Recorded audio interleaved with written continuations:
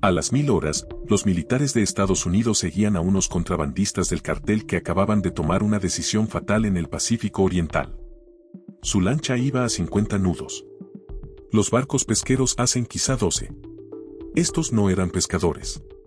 Iban huyendo y no tenían idea de que ya los habían detectado hacía 2 horas.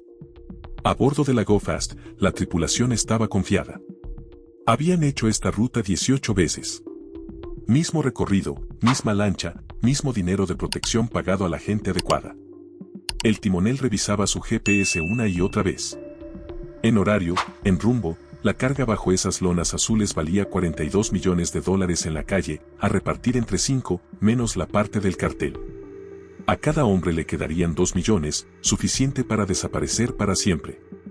4 fuerabordas Mercury empujando a máximo acelerador, surcando un océano vacío a 140 millas de la costa. Ninguna otra embarcación visible en ninguna dirección. Solo agua azul y lo que creían que era libertad. Antes de continuar, no te olvides de suscribirte al canal. Todos los días subimos videos nuevos de historias y las últimas noticias en el mundo militar. Suscríbete para que no te las pierdas.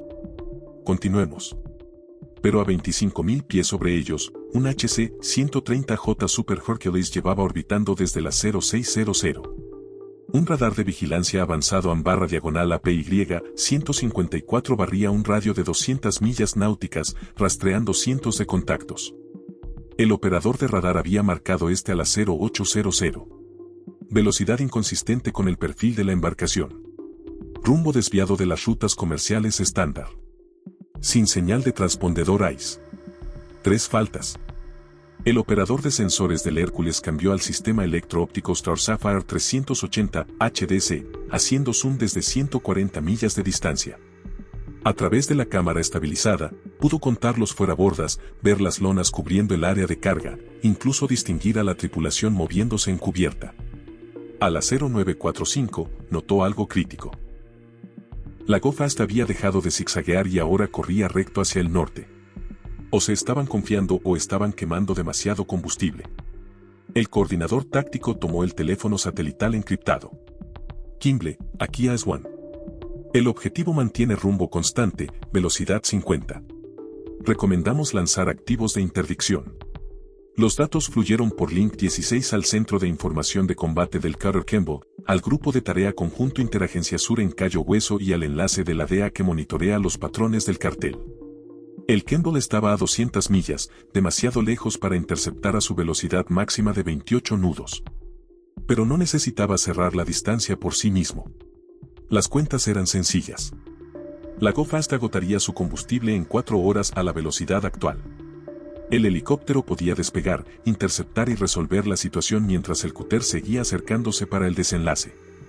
La Go Fast iba rumbo norte-noreste a 50 nudos, probablemente apuntando a un buque nodriza o a un punto de encuentro costero. Manual estándar del cartel, correr duro durante el día, cuando la detección visual es más fácil, pero el radar resalta menos entre el tráfico legítimo. Sin embargo, estos contrabandistas cometieron un error crítico. Operaban bien dentro del alcance de algo con una solución muy específica para corredores que no se detienen. Desde un helicóptero en movimiento, acertarle al bloque de un motor en movimiento debería ser imposible. La unidad Hitron de la Guardia Costera lo había hecho 500 veces antes. Hoy podía ser la 501. El MH-65E que ves aquí despegó de la cubierta de vuelo del Kimball a las 1100. Motores gemelos turbomeca impulsando 853 caballos de eje cada uno. A diferencia de la configuración estándar de búsqueda y rescate con la que la mayoría asocia a los Dolphin de la Guardia Costera, esta aeronave había sido modificada para una misión muy específica. El piloto viró con fuerza hacia el punto de intercepción, ascendiendo a 3000 pies, donde la eficiencia de combustible es máxima.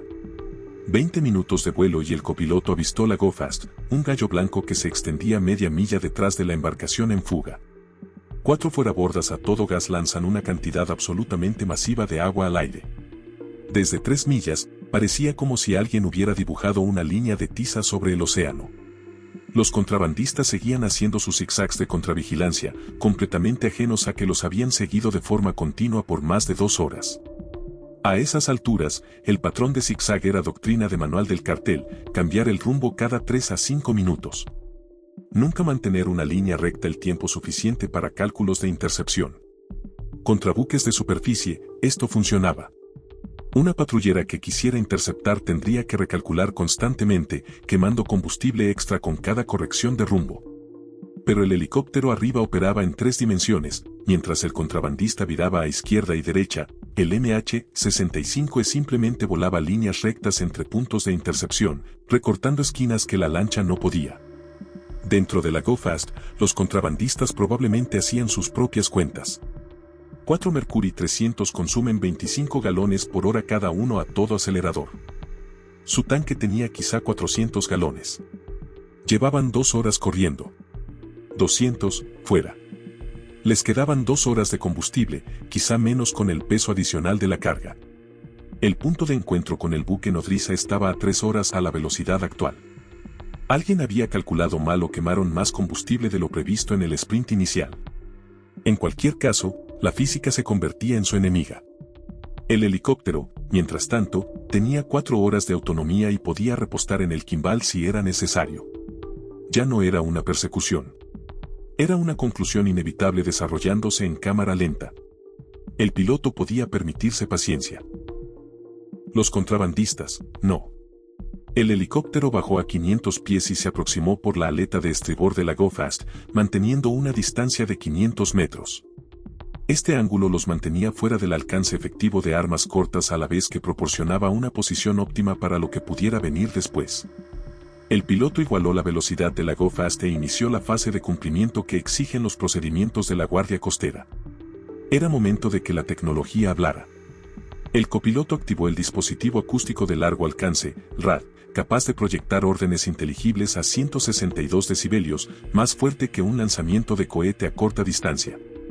Transmitieron en inglés y en español: detenga su embarcación. Prepárese para el abordaje. Habla la Guardia Costera de los Estados Unidos. El rebufo de los rotores del helicóptero creó un huracán local alrededor de la Go Fast. Salpicaduras y caos por todas partes. Pero los contrabandistas ni siquiera redujeron la velocidad. La respuesta para los criminales abajo era simple: 5 de ellos, 2.800 libras de contrabando valoradas en $42 millones a precio de calle y potenciales condenas de 20 años para cada uno. Rendirse significaba condena segura. Huir significaba quizá, tal vez, potencialmente escapar si alcanzaban aguas someras o territorio amigo. Tomarían esas probabilidades, sin saber que el helicóptero sobre ellos ya había lidiado con corredores antes, muchas veces. 15 minutos de advertencias, señales visuales y sirenas produjeron exactamente 0 cumplimiento. El piloto se comunicó por radio con el Kimball para solicitar autorización para proceder con disparos de advertencia. La aprobación llegó de inmediato.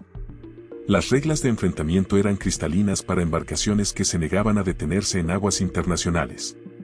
El artillero preparó la ametralladora M240B montada lateralmente, capaz de entregar 650 disparos de democracia por minuto.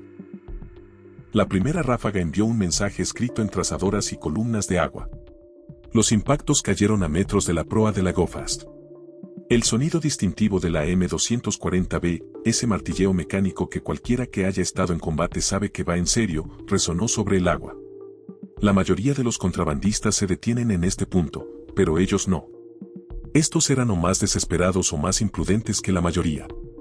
Apretaron más. Los 4 Mercury aullando al límite de RPM, las hélices cavitando en giros evasivos.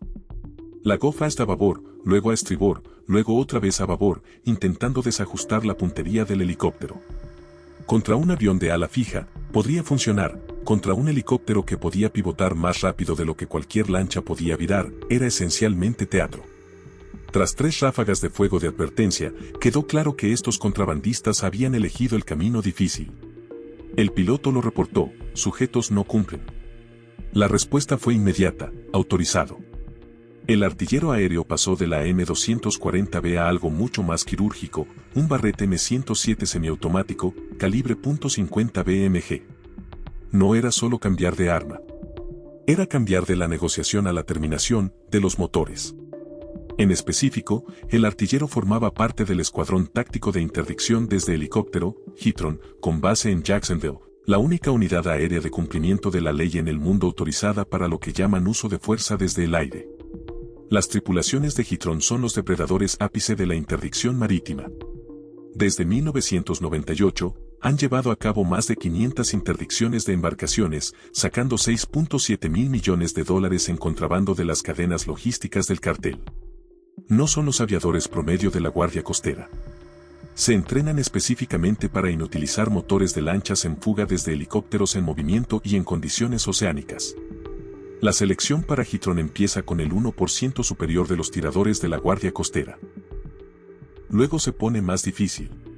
Los candidatos pasan meses en el centro de entrenamiento del equipo de respuesta de seguridad marítima, disparando desde plataformas en movimiento con mar de estado 4, olas de casi 2 metros y vientos de unos 20 nudos. Aprenden a leer los patrones del océano, anticipar el ritmo de las olas y sincronizar la respiración con el movimiento del helicóptero. Una evolución típica de entrenamiento consume alrededor de 5.000 disparos por artillero. La física que dominan es brutal. El helicóptero se mueve a unos 50 nudos en 3 ejes, cabeceo, alabeo y guiñada. El blanco se mueve a una velocidad similar en un vector distinto. El oleaje añade movimiento vertical a ambas plataformas. El viento desvía las balas. Las vibraciones del motor descolocan la puntería. La sal rocía y cubre las ópticas. La mayoría de los francotiradores militares trabajan desde plataformas estables contra objetivos estacionarios. Los artilleros de Gitron no hacen ninguna de las dos cosas. ¿Por qué apuntar específicamente a los motores? Hundir embarcaciones destruye pruebas y crea emergencias marítimas. Pero una lancha sin motores no es más que una escena del crimen flotante lista para procesarse. Además, los motores son los blancos más grandes y frágiles, bloques de aluminio llenos de piezas de precisión que se convierten en metralla cuando los golpean municiones antimaterial. Un disparo, un motor. Sin excepciones.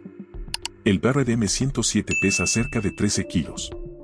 Cada cartucho pesa unos 42 gramos y sale del cañón a unos 850 metros por segundo, con más de 15.000 julios de energía. Para ponerlo en perspectiva, es suficiente energía cinética para atravesar unos 2,5 centímetros de acero a 500 metros. Los bloques de motor fuera borda, hechos principalmente de aluminio, podrían ser casi de papel.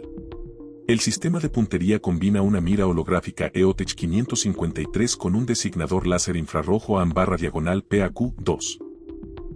La mira proyecta un retículo que parece flotar en el infinito, permitiendo al artillero mantener ambos ojos abiertos mientras sigue el blanco. Pero a estas distancias, en estas condiciones, la tecnología es solo una ayuda.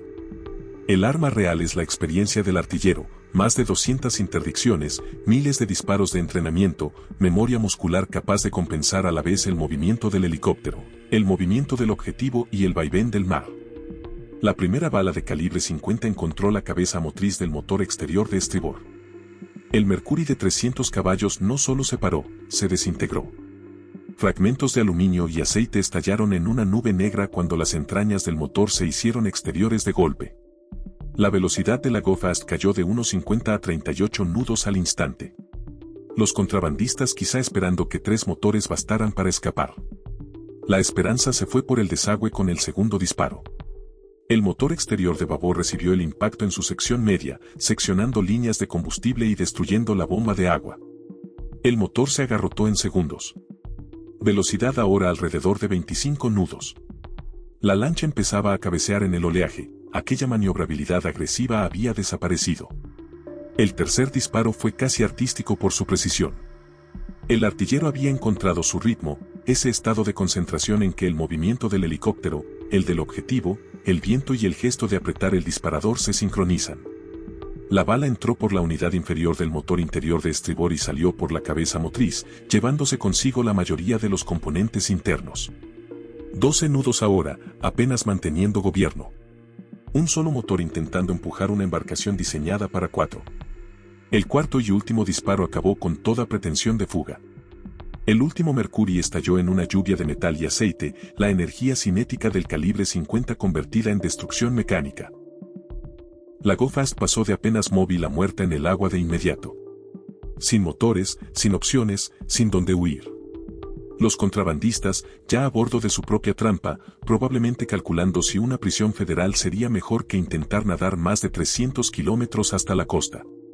El helicóptero mantuvo su posición de vigilancia mientras el Kimball lanzaba el equipo de bienvenida. 2 semirrígidas de 7 metros tocaron el agua en carrera, cada una con 6 operadores del equipo sur de cumplimiento de la ley táctica. No eran simples patrulleros con lanchas, eran personal de operaciones especiales marítimas entrenado específicamente para abordajes con oposición en entornos no permisivos, es decir, justo ahora. Las 2 semirrígidas se aproximaron en un manual maniobra de pinza. Sus diésel de alta potencia las impulsaban a más de 40 nudos por encima del oleaje. Cada embarcación llevaba un escuadrón con chalecos de nivel 4 con flotación integrada, carabinas M4A1 con miras holográficas EOTech y suficientes opciones no letales para manejar cualquier nivel de resistencia. La semirrígida líder haría el contacto inicial mientras la segunda rodeaba para proporcionar campos de fuego de apoyo. La primera se acercó al cuarto de la Go Fast en ángulo oblicuo. El Tamano manteniendo el espaciado perfecto mientras luchaba contra las olas.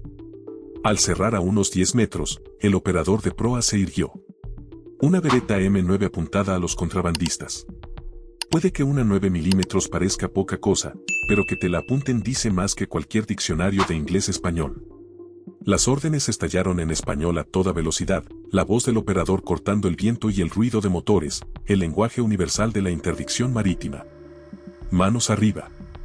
Nadie se mueva. De rodillas. Los 5 contrabandistas quedaron congelados entre las lonas que cubrían la bodega de su lancha. La segunda semirrígida entró en escena por estribor. 6 fusiles más, 6 operadores más. 12 armas en total cubriendo a 5 criminales que empezaban a replantearse sus decisiones de vida. Los contrabandistas avanzaron hacia la proa en grupo, manos en alto y tumbados boca abajo.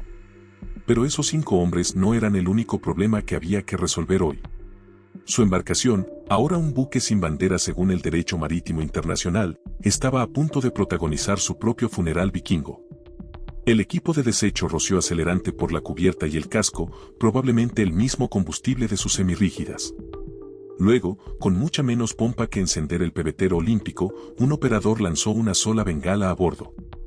En cuanto tocó la cubierta, la Go Fast se transformó en la hoguera más cara del mundo. La tripulación la observó arder durante horas y, solo después de que se deslizara bajo las olas, pidieron taxi para sus invitados y la carga al puerto estadounidense más cercano para su procesamiento. Si te gustó el video de hoy deja tus comentarios y no olvides de suscribirte al canal para no perderte de futuros videos. Hasta la próxima.